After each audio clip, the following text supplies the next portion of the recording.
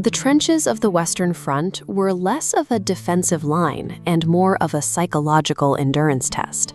Men lived in flooded craters, surrounded by the constant threat of sudden, industrial-scale death. To maintain a sense of reality in a landscape designed to destroy it, soldiers relied on sanity anchors, specific tethers to the domestic, civilian world they had left behind.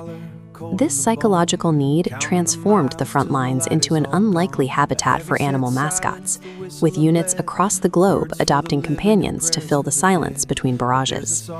Within the hierarchy of the unit, these animals provided the emotional consistency required to endure the longest and deadliest conflict in human history. Albert Marr was a South African farmer who went to war with a domestic partner unlike any other, a large Chacma baboon named Jackie. When Marr was drafted into the 3rd South African Infantry Regiment, he simply refused to go unless Jackie was permitted to follow him into the ranks. The military response was surprisingly formal. Jackie was issued a bespoke tunic with regimental badges, given the rank of private, and trained to salute officers just like any other recruit. The question was if a farm animal could survive the specialized violence of the Western Front, or if he would find a way to contribute. In the trenches, nighttime brought the threat of the raid, small, silent parties of enemy soldiers crossing no man's land to kill sentries in the dark. This chart compares a human sentry's detection radius to Jackie's. His evolutionary biology provided a distinct advantage, nocturnal vision and acute hearing surpassing his comrades. Jackie detected movement and sound long before human guards, alerting the regiment to German raiders before they reached the wire. Jackie had transitioned from a mascot into a functional early warning system, his biological traits providing a tangible defensive edge on the front lines.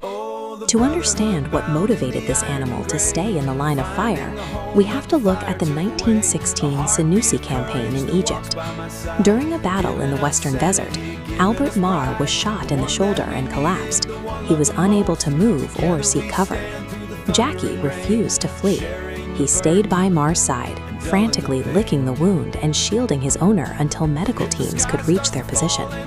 This level of devotion made Jackie a fixture of the regiment's morale, proving that his loyalty to his human pack was as deep as any soldier's patriotism.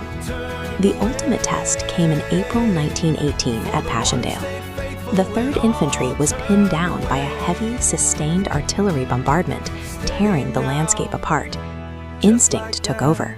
As the shells landed, Jackie was seen frantically trying to build a small wall of stones around himself for protection.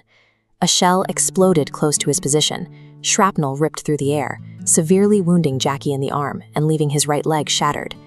Even with a shattered leg, Jackie fought against the medics trying to carry him away, struggling to remain in the trench with Marr. Jackie endured the same steel and fire as his human comrades, and he did so for one reason: a refusal to abandon the man he had followed from the farm to the front. The regimental doctors had to guess the amount of chloroform needed for a baboon. They knocked him out and successfully amputated the leg, a crude but effective battlefield surgery that saved his life.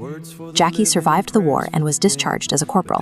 His uniform bore 3 service chevrons and a gold wound stripe, the same honors bestowed upon his human counterparts. He returned to South Africa as a public figure, helping to raise money for the Red Cross, but he returned with deep psychological trauma. The baboon shared the same invisible scars as the men he served with. For the rest of his life, he was prone to bouts of intense terror at the sound of a storm. During a severe thunderstorm in 1921, a sudden clap of thunder triggered a massive heart attack. Like many veterans of the trenches, the sounds of the war had followed him home. Corporal Jackie didn't fight for a flag or a cause. He fought for his pack, proving that in the depths of war, the experience of heroism and the trauma that follows can be entirely universal.